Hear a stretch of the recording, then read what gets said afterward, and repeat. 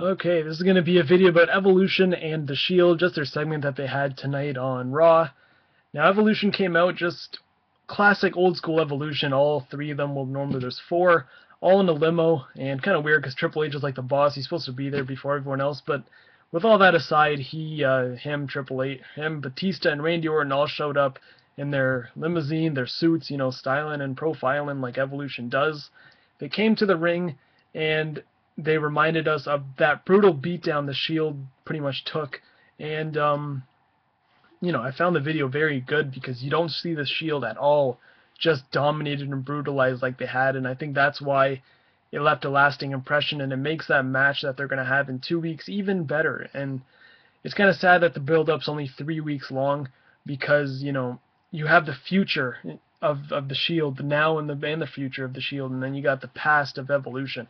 It's really a match, much like the Wyatts and thing, that should have a long build and a long, just a ticking time bomb, and you know it's going to explode sooner or later. I would have had the Shield just be with Triple H and kind of have those six just as their own I don't even know what to call it, but a big group, and just kill everybody. Have them all try to take Daniel Bryan down. Have them try to take, you got guys like Ziggler, guys like Bryan, guys like Van Dam.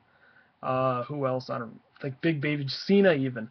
Guys like that who the fans love, and have those six just kind of brutalize everyone, and maybe have a blow off at SummerSlam where the Shield kind of can't take it anymore, and that's when you'd build the match, because just like the Batista and Triple H thing, that feud was building since probably November, and then they had January, and they had two pay-per-views. They had the New Year's Revolution pay-per-view, and they had the Royal Rumble, where you thought Batista was going to turn on Triple H, but he never did.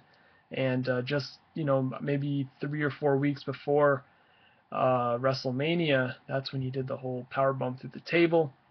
And it was effective because everyone knew it was coming, everyone saw it coming, and they did a slow build, and they made it really worthwhile. But this promo, they pretty much came out and they talked, and then the Shield came out, and Evolution did the Evolution thing, the heel thing, and walked away. Ambrose talked, Rollins talked a lot, and then Roman Reigns added his few cents in, and they pretty much said, we're going to kick your ass, we're going to come to the ramp, and then you had the whole, and I guess the mid-card heel guys come out, and I don't know, knowing, it was kind of weird that the baby faces kind of didn't be those fighting guys, and they kind of, they stayed back. Normally you see the WWE baby faces, they're not that smart. They'll just run right into it, right into the fire, but, Shield kind of, they stayed back, and, I'm sure they're not going to have any sort of contact. Maybe here and there, a punch and a kick and maybe a spear, but nothing too crazy. And that's how the way it should be. Wait till the big show to do that kind of stuff. And much like the Shield and Wyatt, they had their little brawls, but it wasn't anything too extensive. But when that pay-per-view came, when Elimination Chamber came, and you had the Wyatts and you had the Shield to face off, This Is Awesome chance just broke out the whole building, and that's what it was. It was simply awesome because for months you've been waiting to see these two, just not months, probably, yeah, since about August when the Shield or when the Wyatts debuted. You wanted to see that match, and when you saw it, it was like, damn, like for me, this should have happened at WrestleMania. But besides that, the match was great, and the Shield versus Evolution is going to be great too, because I think you can't have a bad match, especially you got Triple H in there, you got Roman Reigns, you got Seth Rollins, and you got Dean Ambrose. Batista and Orton can have a good match, like you saw at the Triple Threat with Daniel Bryan. So I think if it's good enough and if they're in there with the right guys, I don't have no doubt in my mind that the match will be great. So that's that. See you guys in the next video.